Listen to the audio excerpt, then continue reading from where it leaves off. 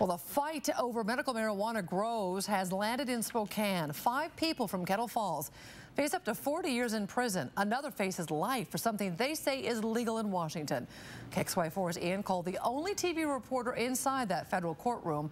And Ian, what are the arguments on each side? Well, indeed, these people were allegedly growing marijuana for themselves for medical purposes. It's something the state has somewhat turned a blind eye to.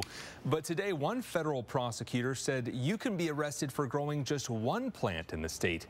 Even though this is a medical case for personal purposes, it could mean more prosecution is to come for people growing for the recreational market as well.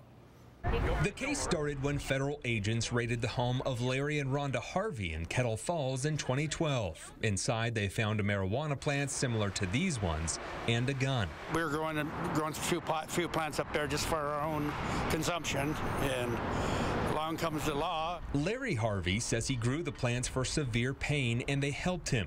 But now Harvey and his wife, his stepson and his wife, as well as a family friend, are facing 5 federal marijuana-related charges and a weapons charge. Each had a medical marijuana card from a doctor.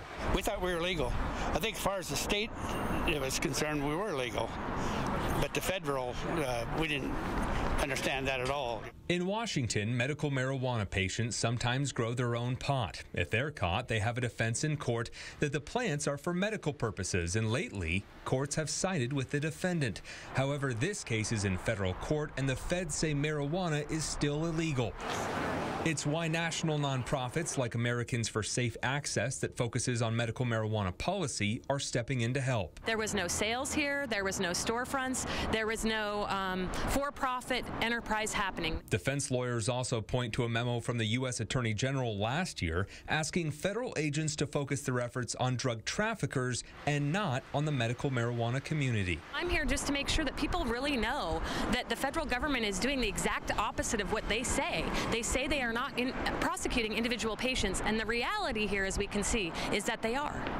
Prosecutors denied our request for an interview, saying that they cannot comment on ongoing cases. The hearing will continue tomorrow morning, and the trial is set for next month. Ian Cole, KXLY4 News. Well, thank you, Ian.